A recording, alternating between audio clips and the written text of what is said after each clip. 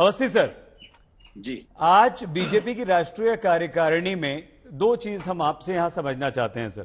पहला तो ये भाग्यनगर, क्या संदेश प्रधानमंत्री नरेंद्र मोदी देना चाहते हैं भाग्यनगर से, और दूसरा आत्मविश्वास जबरदस्त कि अगले 30 से 40 साल तक बीजेपी देश में रहेगी। दूसरे अपना देख लें, बोरिया बिस्तर समझ चुका है। इसका क्या मतलब? सही जी। भाग्यनगर का मतलब वही है जो मद्रास से चेन्नई का था, बॉम्बे से मुंबई का था, कलकत्ता से कोलकाता था, बेंगलोर से बेंगलुरु था, वही भाग्यनगर है जी, अगर समझ में आ जाए लोगों को तो बहुत आसान हो जाएगा। नहीं समझ में आएगा तो जनता कर देती है ऐसा काम। ऐसी कोई बात नहीं है, इसमें कोई नई बात नहीं है। भाग्यनगर होना ही चाहिए, भाग्यनगर होके ही रहेगा। भाग्यनगर वहां की जनता वहां पर बैठी हुई थी, उनके सामने ही कहा, कोई टीवी चैनल पर बैठ करके या प्रेस कॉन्फ्रेंस में नहीं कहा, जनता के समक्ष कहा और जनता ने भरपूर समर्थन दिया। एक बात। दूसरी बात, जहां तक अभी ये जो बिहार के इलेक्शन में घनश्याम तिवारी भाषण देते थे और उसके बाद शायद उत्तर प्रदेश के इलेक्शन में तो कहीं नजर नहीं आए, लेकिन वो भाषण आज पढ़ रहे थे। अखबार के 23वें पेज के आखिरी कॉलम की सबसे नीचे वाली 3 लाइन की खबर तो पढ़ लेते हैं ये, लेकिन जो हेडलाइन होती है वो कभी पढ़ के सुनाते नहीं है। तमाम अंतर्राष्ट्रीय एजेंसियों ने भारत के कोरोना प्रबंधन की, भारत के जिस तरीके से यहाँ पर विकास हुआ है, जो यहाँ के आर्थिक विकास की जो गति है उसके बारे में जो पॉजिटिव, उसके बारे में क्यों नहीं पढ़ते आप? भारत के बारे में अच्छा पढ़ना आपको अच्छा नहीं लगता क्या? अच्छी भी खबरें आई हैं ना, बहुत अच्छी अच्छी खबरें आई हैं। ये भी कहा है, उसी WHO ने कहा है कि भारत ने कोरोना से जिस तरीके से प्रबंधन किया वो अद्भुत है, ये भी कहा उन्होंने। लेकिन वो आप नहीं पढ़ेंगे। भारत के बारे में अच्छा सोचना, अपने देश के बारे में अच्छा पढ़ना, अच्छा सोचना, अच्छा बोलना, अच्छा कहना अच्छा ही नहीं लगता इनको, क्योंकि अपना देश मानते नहीं है ये। इनको तो चाहिए सत्ता, सिर्फ सत्ता चाहिए। और क्या हाल हुआ वहां पर उत्तर प्रदेश में, लोग शेरवानी से ला करके बैठे हुए थे आप लोग शपथ ग्रहण के लिए, और हाल क्या हुआ वो भी सब जानते हैं। और उत्तर प्रदेश की जनता ने किया, बड़े साफ तरीके से किया, और पहले नहीं किया, अभी लेटेस्ट उपचुनाव में भी किया है।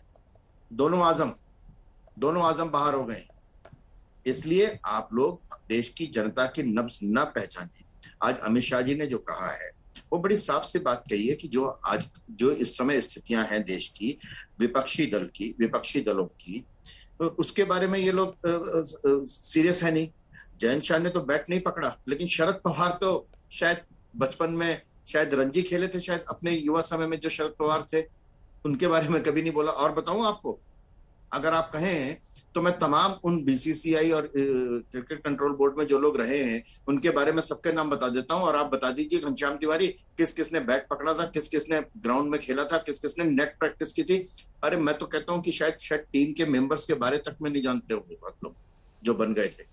इसलिए आप लोग, घनश्याम तिवारी हो या अभय दुबे हो, ये लोग यहाँ टीवी चैनल पे बैठ करके बात करके, यहाँ पर हो नहीं पा रहा ना आपसे, ना आपकी सरकार बनी, ना आपकी 3.25 राज्यों में सरकार थी अभय दुबे की, अब 2.5 में रह गई है। एक राजस्थान, एक छत्तीसगढ़ और आधी झारखंड। 3.25 थी, महाराष्ट्र को मिलाकर के 3.25 से 2.5 हो गई है। अब आप इंतजार करिए कि 2.5 से ये कब 1, 1.5, आधी रह जाती है। ये आपके इंतजार करने का समय है।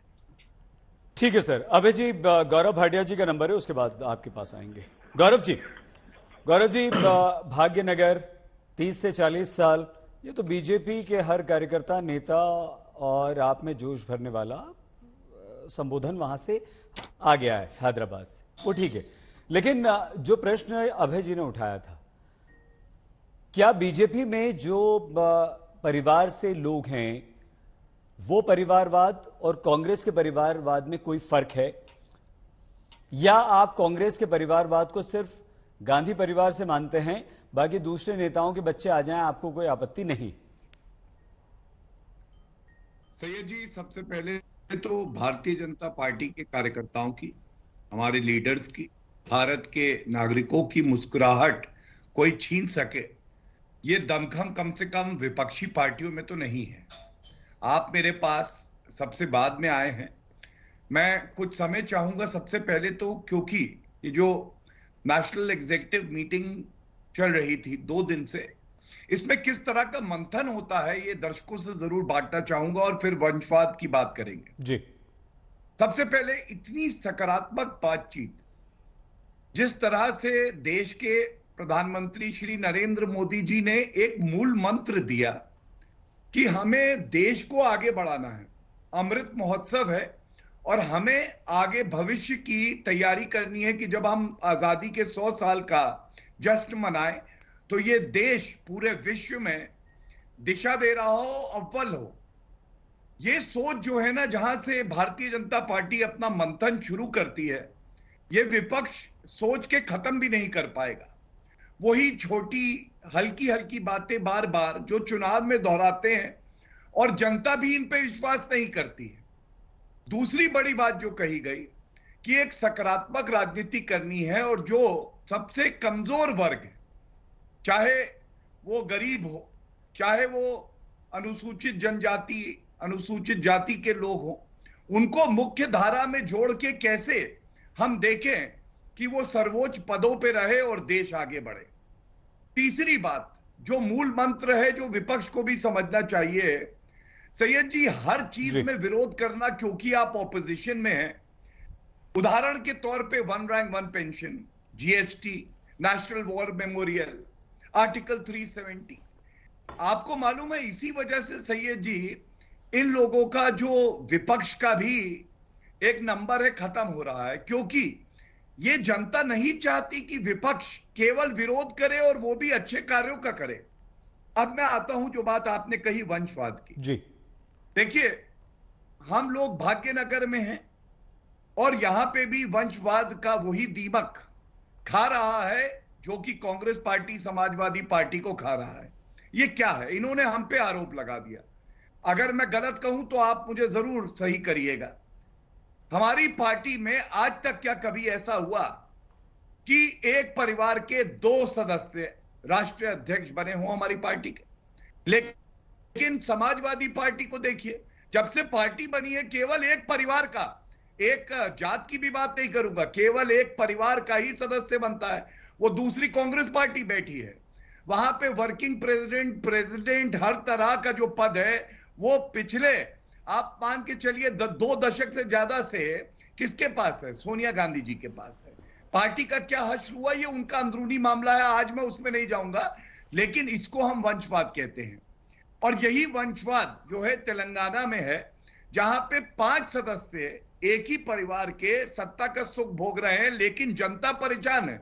आज सबसे बड़ा विकल्प अगर जनता किसी को देख रही है तो भारतीय जनता पार्टी का। और उसकी दूसरी वजह बताऊं, अभी देखिए अमित शाह जी ने एक बात कही, उन्होंने बताया अंधविश्वास में मुख्यमंत्री जी सचिवालय नहीं जाते हैं, और आपका चैनल तस्वीर दिखा रहा है एक कर्म योगी आदित्यनाथ जी की। याद करिए, सपा के मुख्यमंत्री अखिलेश यादव नोएडा नहीं जाते थे, उसके बाद योगी आदित्यनाथ जी आए जिनको अपने कर्म पे पूरा विश्वास होता है, वो नोएडा भी गए, नोएडा में विकास की परियोजनाओं का उद्घाटन भी किया।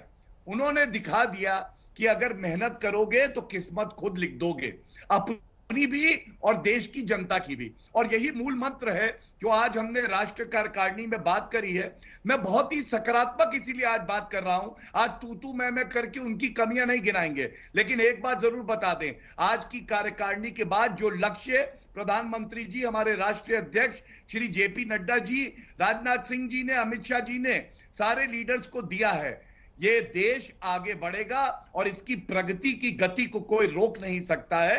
ये बात मैं आश्वस्त सारे व्यूअर्स को जरूर करूंगा। ठीक है गौरव जी। अभय जी, आप गौरव जी की हर बात का जवाब जरूर दीजिएगा और अवस्थी जी की बात का भी जवाब देंगे। अगर 10 सेकंड मिल जाए। हाँ, प्लीज बोलिए। धन्यवाद।